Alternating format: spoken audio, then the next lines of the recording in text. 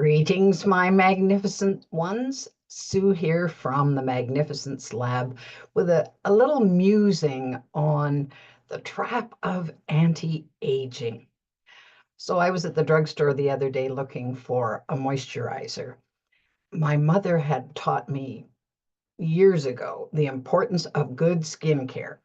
There were three things: good skincare, a good fitting bra, and proper fitting shoes. So So here I was looking for a new moisturizer. Well, it astounded me as I'm looking at this vast array, like banks of choices, and 3 out of 5 were labeled anti-aging. And I'm going, what?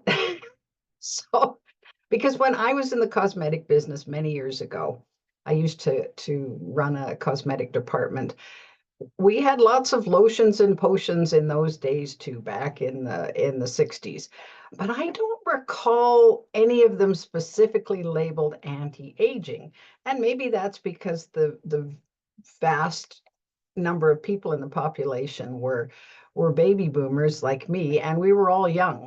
And so there wasn't that same focus, although certainly Hollywood venerated and still does venerate youth to an extreme amount.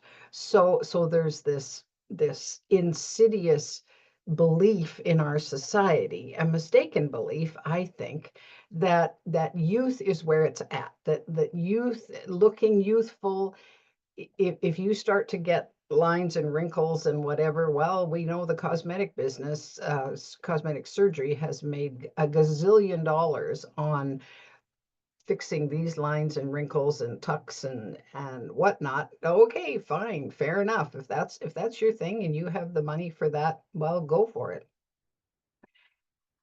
However, as you might have guessed, I'm not a fan of this whole anti-aging movement because, well, the alternative, of course, is if you don't keep aging, well, you're not going to be on planet Earth anymore. Well, quite honestly, that in some cases that's preferable.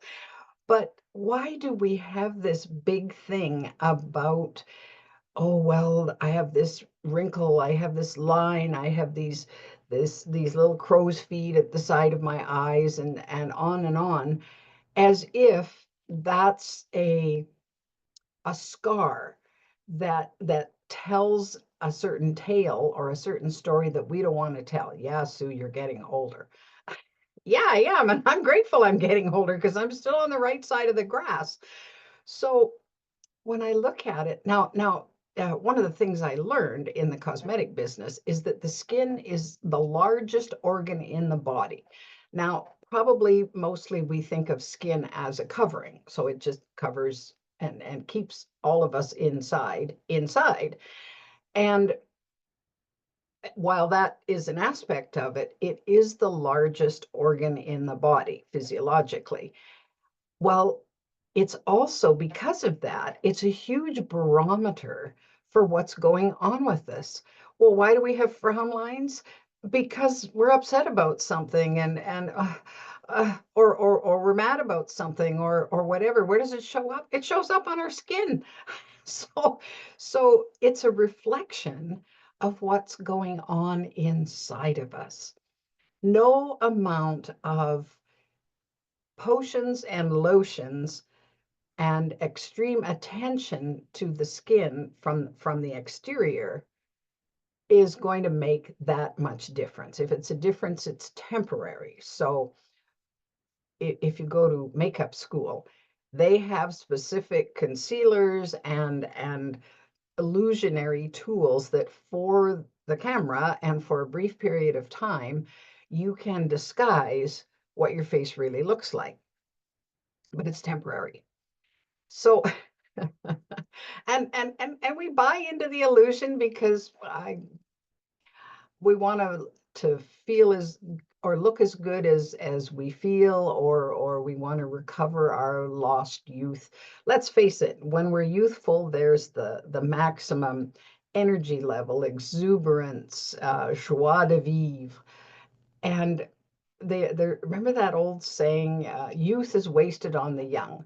Well, I admit I took for granted all of that energy, all of that zest for life that permeated my every cell. I took for granted my ability to laugh and enjoy life and be young because I was living it. I didn't think about it. I just was being who I was at 6 or 10 or 20, whatever age I happened to be.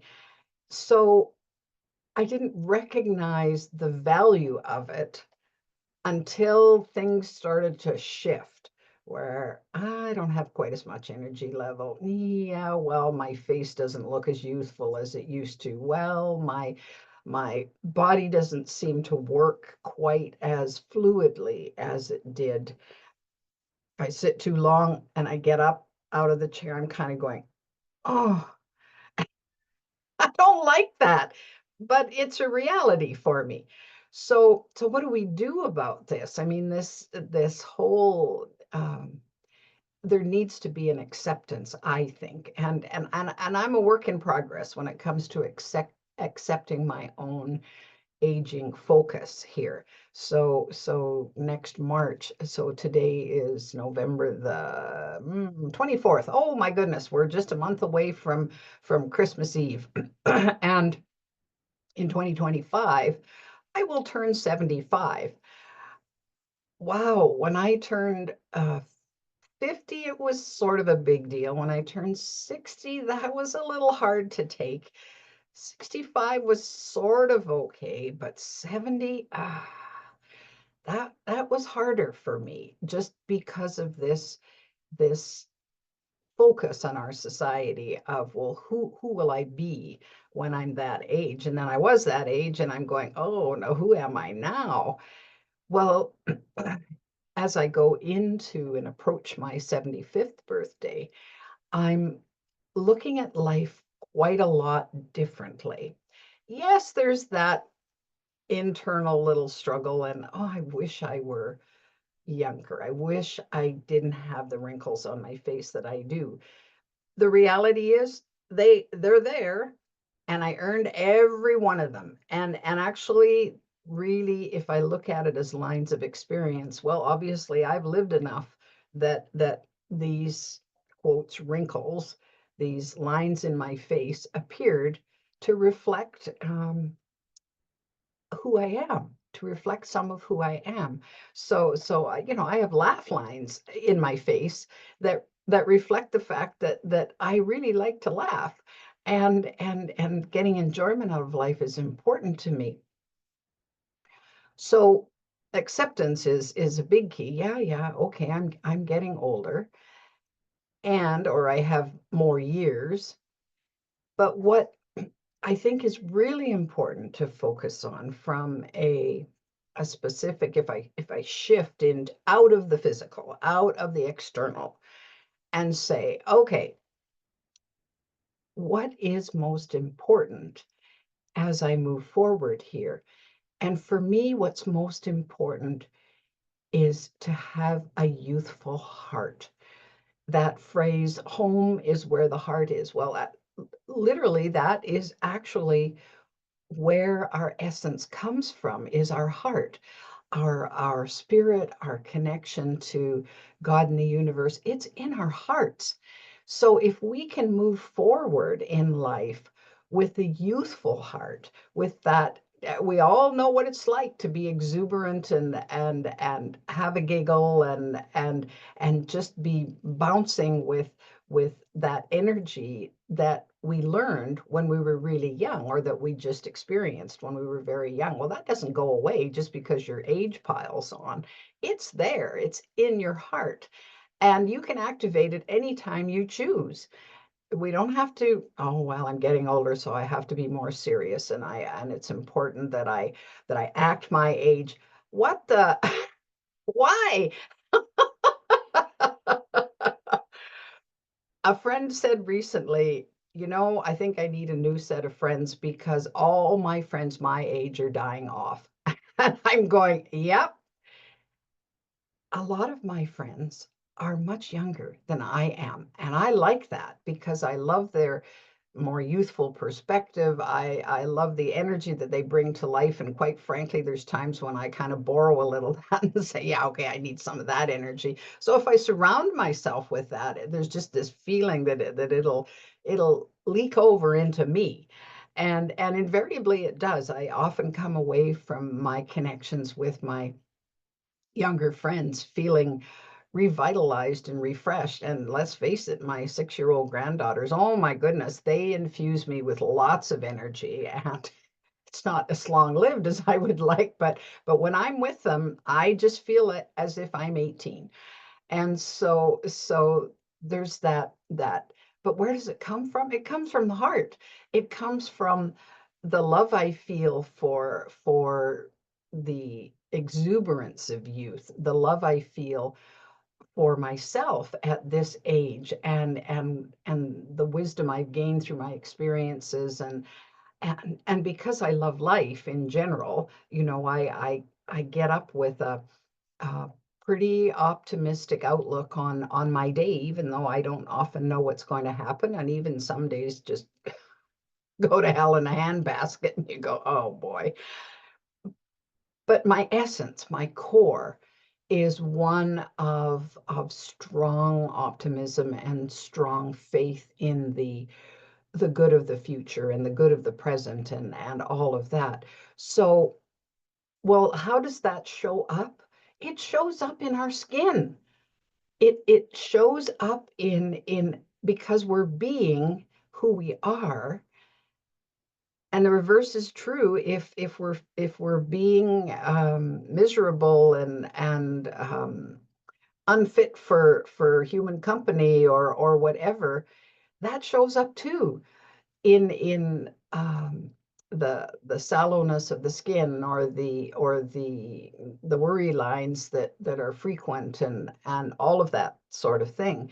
And so it's a choice. It's very much a choice. So the next time that any of you, and I include men in this because there's lots of anti-aging products now on the shelf for men. And so think about it for a moment and say, how much weight do I put on adding something external to me as opposed to doing something internal for me? So feeling more love for myself, forgiving all of the past hurts and letting go of all the things that have been in my space that don't contribute to my well-being and my the way I live my life. So it's that letting go of everything that doesn't serve and embracing what does. And I think that's where we get that eventual internal effervescence that comes out because we're being what we most cherish, what we most love. So, viva la wrinkles. And think about how to have a more youthful heart because I guarantee it will show up right here. That's it for today, my dear ones. Do go enjoy. We have lots of snow here in Edmonton, so I'm going to get out and crunch in the snow a little bit and enjoy winter in Alberta. And we'll see you soon.